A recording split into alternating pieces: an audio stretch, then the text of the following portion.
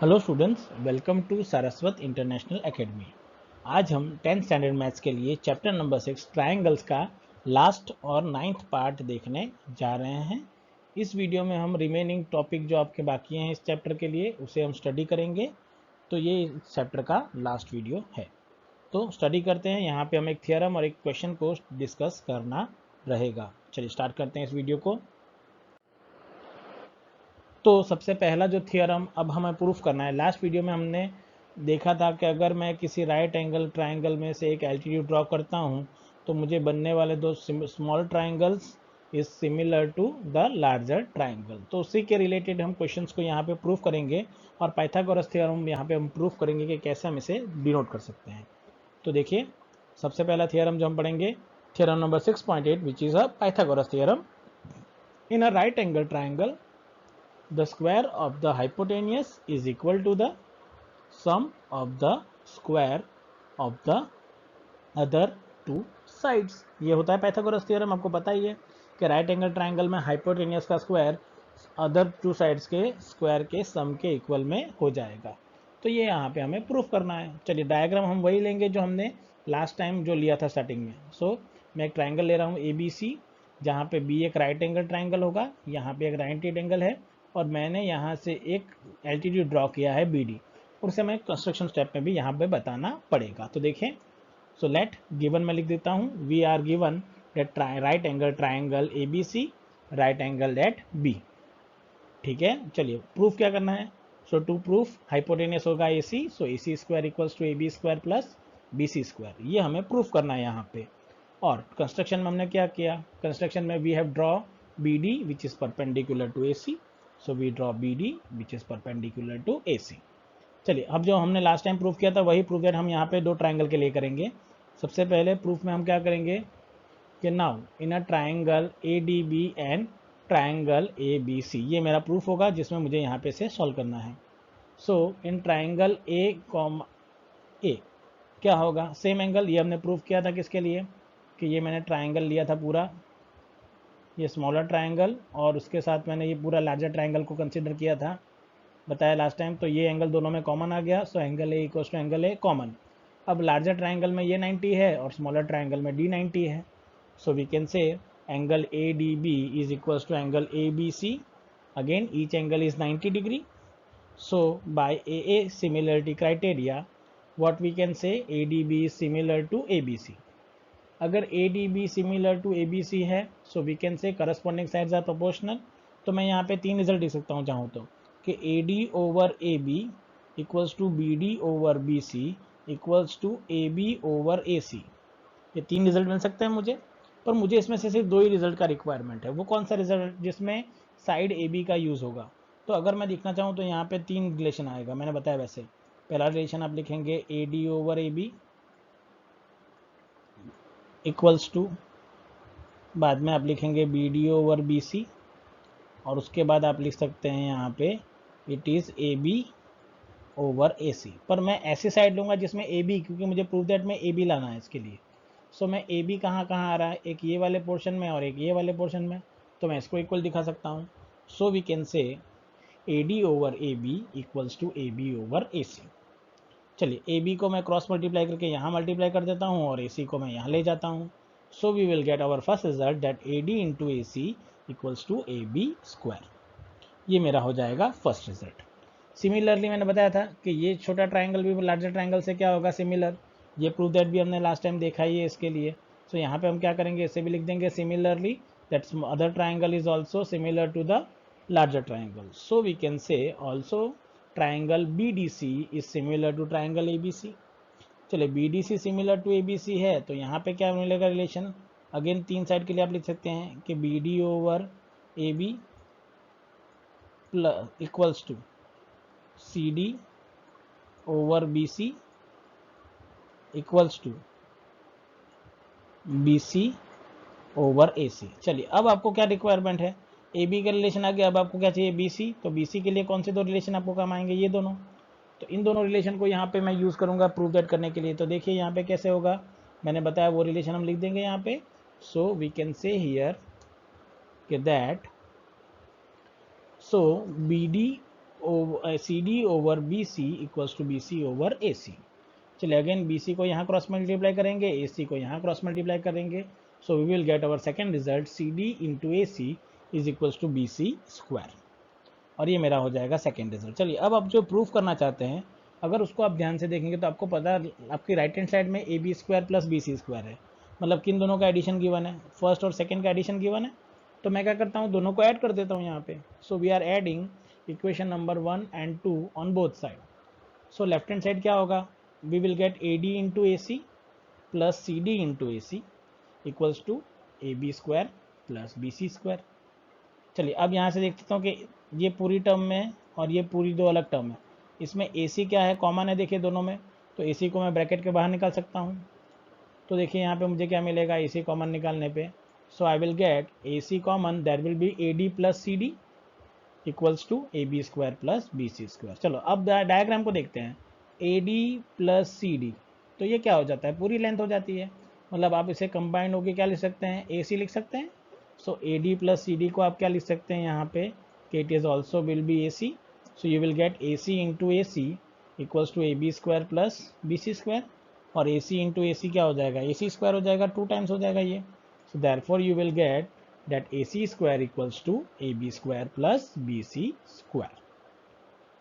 तो देखिए कितने इजी तरीके से आपने इसे प्रूव कर दिया, right angle triangle using the similarity of two triangles, मतलब राइट एंगल ट्राइंगल के सिमिलरिटी से हमने इसे प्रूव कर दिया है कि पाइथागोरस थ्योरम ट्रू होता है सिमिलरिटी से भी।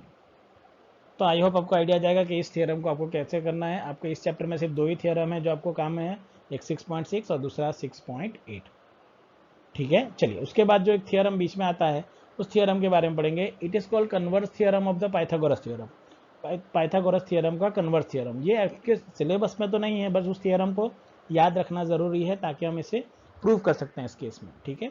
तो उस थ्योरम को देखते हैं और एक एग्जाम्पल डिस्कशन करना है, उसका भी हम डिस्कशन करते हैं। तो स्टार्ट करते हैं इसके लिए। मैंने कहा था जैसे हमें एक और थ्योरम पढ़ना है, सिर्फ उसका स्टेटमेंट याद रखना है। This is called converse theorem of the Pythagoras which is 6.9, that in a triangle if square of the one side is equal to the sum of the square of the other two sides, then the angle opposite to the first side is right angle।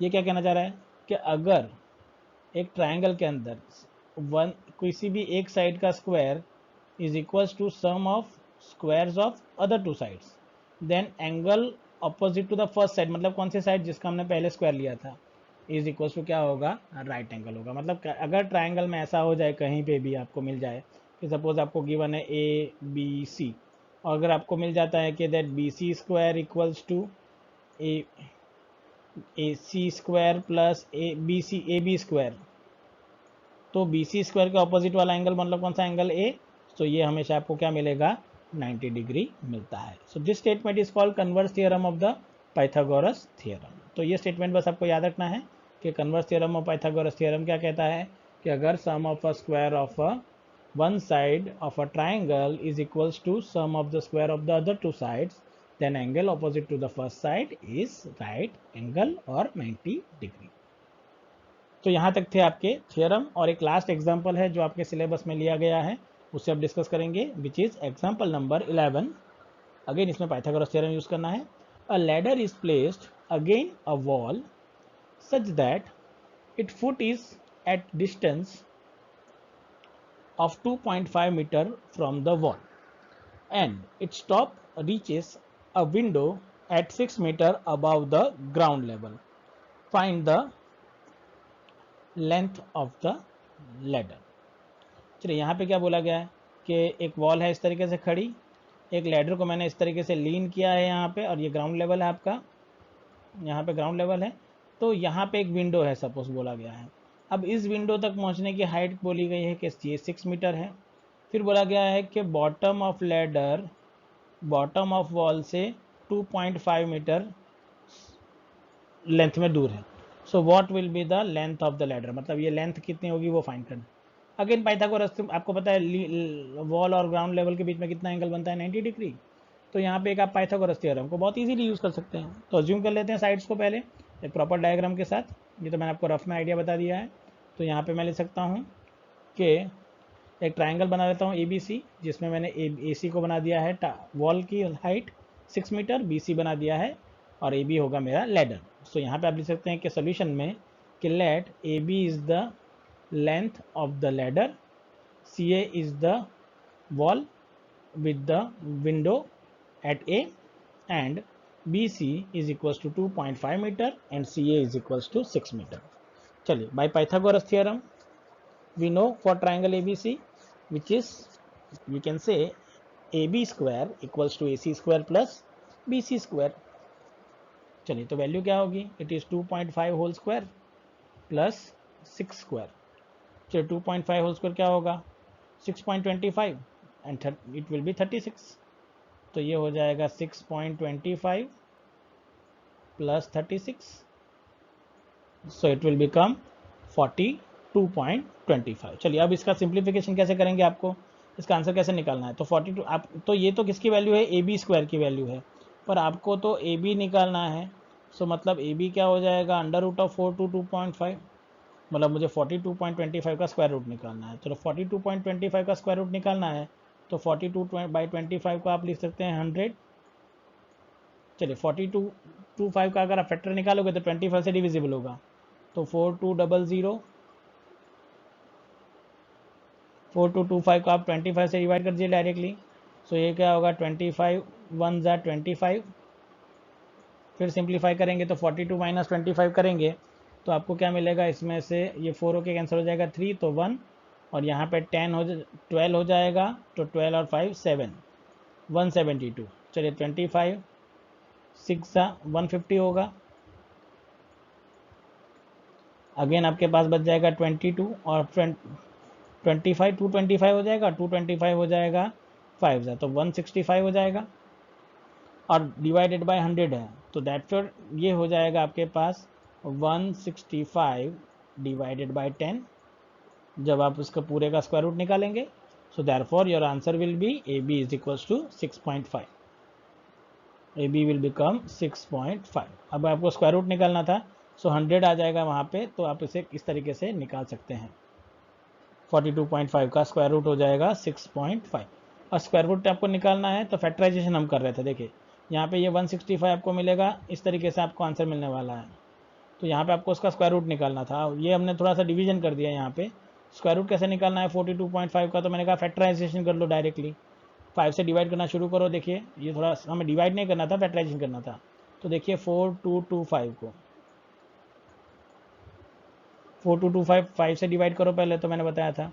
तो 5 से divide करेंगे तो 5 के factor आप जब निकालते जाएंगे तो आपको एक फैक्टर मिलेगा 13 इंटू 13 इंटू 5 इंटू 5, और इसका स्क्वायर रूट आप निकालेंगे तो ये हो जाएगा 13 इंटू 5, और 100 का स्क्वायर रूट क्या होगा? 10, तो 13 5 ज़ा 65 divide by 10 will become 6.5। So therefore आप लिख सकते हैं कि that the length of the ladder is 6.5 metre. तो इस तरीके से आप इसे कैलकुलेट कर सकते हैं। तो ये था आपका 6th चैप्टर। इसके आगे अब कोई भी टॉपिक आपके टेक्स्ट बुक में है वो नहीं लिया गया आपके सिलेबस में, तो यहाँ आपका ये चैप्टर आज कंप्लीट हो जाता है। नेक्स्ट वीडियो में हम नेक्स्ट चैप्टर नए चैप्टर से स्टार्ट करेंगे, and that will B chapter number 4 quadratic equations. So thank you very much for watching this video.